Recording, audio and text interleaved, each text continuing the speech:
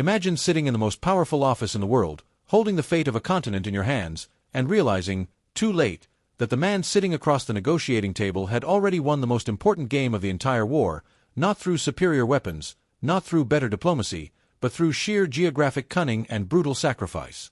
Harry Truman, who had been President of the United States for less than 3 weeks when Germany surrendered, inherited a world that Franklin D. Roosevelt had already partially conceded not through weakness of character, but through a combination of wartime compromise, physical deterioration, and a fundamental misreading of Soviet intentions that would shape the next 5 decades of human history. The race to Berlin was never merely a military campaign.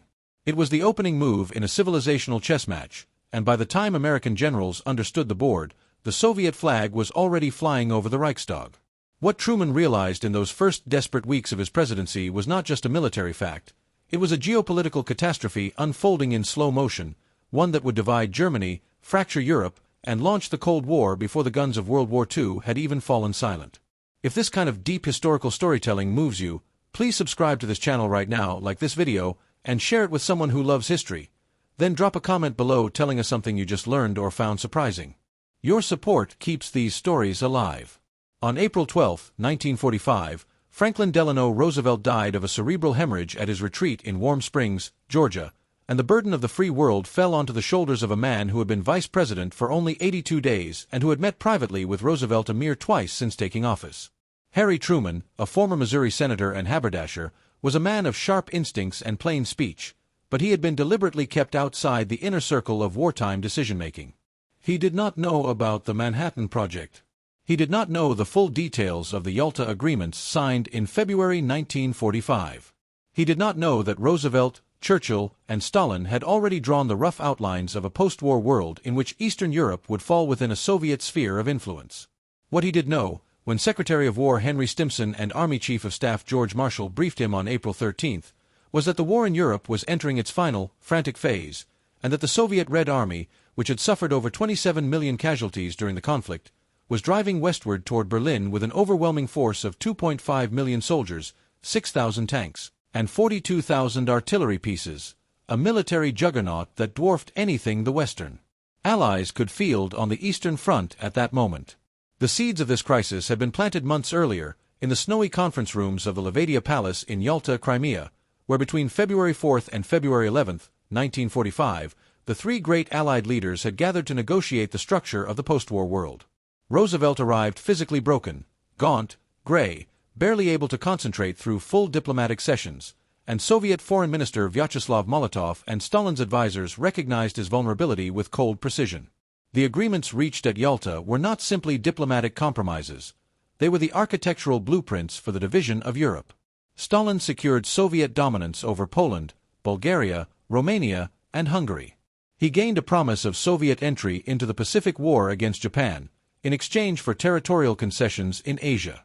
Most critically, the boundaries of post-war occupation zones in Germany were drawn in ways that left the Soviet Union with a massive geographic advantage in the heart of Central Europe. Churchill, who understood Stalin's imperial ambitions far more clearly than Roosevelt did, left Yalta with deep unease, writing privately that he feared they had condemned millions of Eastern Europeans to a fate worse than German occupation. His fears would prove horrifyingly accurate within months. The military situation on the ground by early April 1945 made the political consequences even more acute. General Dwight D. Eisenhower, Supreme Commander of Allied Expeditionary Forces in Europe, made a decision on March 28, 1945 that would echo through history. He chose not to advance Allied forces toward Berlin, instead directing them southward toward Leipzig and Dresden, and later toward Austria and the so-called National Redoubt, a rumored Alpine fortress where Nazi leadership was believed to be making a last stand. Eisenhower communicated this decision directly to Stalin, bypassing Churchill entirely, a breach of protocol that infuriated the British Prime Minister, who understood immediately what it meant. Churchill fired off urgent cables to both Eisenhower and Roosevelt, arguing with passionate clarity that Berlin held immense symbolic and political value, and that allowing the Soviets to capture it alone would hand Stalin an enormous propaganda victory and cement Soviet dominance over Central Europe for a generation. Roosevelt, exhausted and only weeks from death, backed Eisenhower's decision. The military logic was sound on its face. Berlin was estimated to cost the Allies 100,000 casualties, but the political cost would prove incalculably higher than any body count. Stalin, meanwhile, responded to Eisenhower's message with a calculated lie that revealed the full depth of Soviet strategic thinking. He cabled back that Berlin had lost its strategic significance, that the Soviet Union was sending only secondary forces in that direction, and that the main Soviet thrust would be aimed away from the German capital. In reality, on April 1, 1945, Stalin had summoned his two greatest field commanders, Marshal Georgy Zhukov, commanding the 1st Belarusian Front, and Marshal Ivan Konyev, commanding the 1st Ukrainian Front, to Moscow for a secret competitive briefing. He drew a line on the map between their two army zones of advance, pointedly not extending it all the way to Berlin, leaving the boundary ambiguous, knowing that both men's fierce professional rivalry and personal ambition would drive them to race each other toward the city at maximum speed. It was a masterstroke of psychological manipulation. Zhukov and Konyev, two of history's most capable military commanders, would sacrifice their own soldiers by the thousands in a frantic competition to reach the Reichstag first, because Stalin understood that the man who took Berlin would take history, and that history, in the post-war world, would be the most powerful currency of all. If you're still with us at this point in the story, you're exactly the kind of viewer this channel was made for. Please take a second right now to like this video, subscribe if you haven't already, share it with a friend who needs to understand how the modern world was really shaped, and leave a comment below about what detail in this story has surprised you most so far. The Battle of Berlin began officially on April 16, 1945, when Zhukov's forces launched a massive pre-dawn assault across the Oder River, illuminating the German defensive lines with 143 searchlights in a theatrical display of Soviet military power. The German Army Group Vistula, commanded by General Gotthard Heinrichsei, had anticipated the attack and pulled their main forces back from the floodlit killing zone, blunting the initial Soviet thrust and inflicting shocking casualties on Zhukov's advancing troops. The Silo Heights, a ridge of defensive fortifications overlooking the Oder Valley, held for 3 brutal days, costing the Soviets approximately 30,000 dead in the opening phase alone. Zhukov, panicked and furious, committed his tank armies ahead of schedule, creating a catastrophic traffic jam of armor and infantry on the narrow roads leading to Berlin.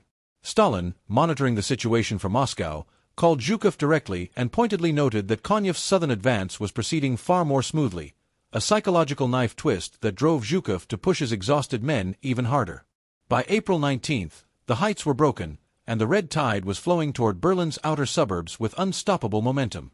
American forces, meanwhile, had crossed the Elbe River on April 11, 1945, when units of the 69th Infantry Division reached the town of Torgau, putting them within 85 miles of Berlin, closer to the German capital than any Soviet unit was at that moment.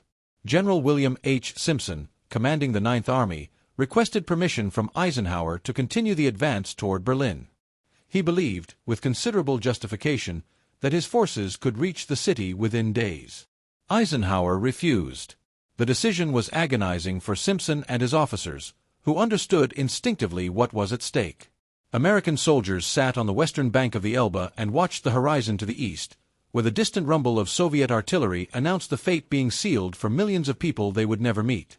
On April 25, 1945, American and Soviet troops made their famous first contact at Torgau, shaking hands on the bridge over the Elbe for photographs that would circle the globe, images of Allied unity that masked a rapidly deepening rift between the two powers, a rift that Truman was only beginning to fully comprehend as he absorbed his daily intelligence briefings in the White House.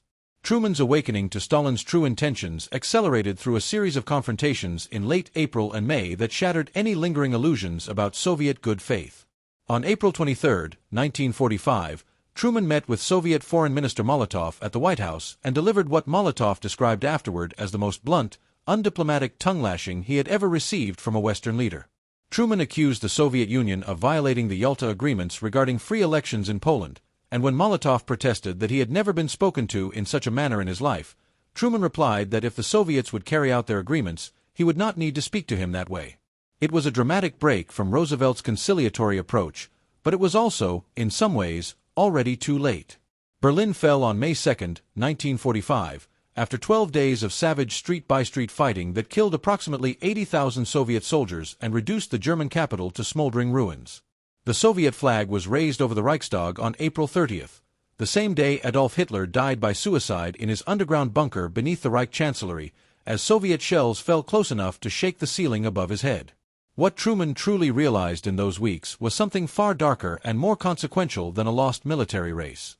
He realized that the post-war world had been fundamentally pre-shaped before he ever sat in the Oval Office, that Stalin had used the Allied victory as a mechanism for building the largest land empire in European history since Napoleon, and that the United States now faced an adversary armed with the lessons of total war, the motivation of profound national trauma, and the territorial position to dominate half a continent indefinitely.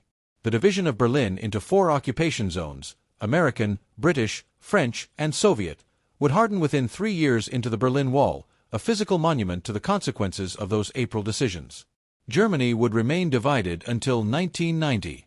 Poland, Czechoslovakia, Hungary, Romania, Bulgaria, and East Germany would spend 4 decades under Soviet-imposed governments. The Cold War, with its proxy conflicts, nuclear standoffs, and ideological battles that would cost millions of lives across Korea, Vietnam, Angola, Afghanistan, and dozens of other nations, was the direct inheritance of the race to Berlin and the deals made at Yalta. Truman responded by building NATO, launching the Marshall Plan, and developing the doctrine of containment, but he spent the rest of his presidency trying to hold a line that had already been drawn by other hands. History does not always wait for the right man to arrive. Sometimes, it simply moves on, and leaves the consequences for everyone else to live with for generations. If this story made you think differently about how the modern world was made, please subscribe to this channel right now, like this video, share it with someone who would find this history as fascinating as you do, and leave a comment below telling us what you didn't know before watching. Your comments are what inspire us to keep making videos like this one.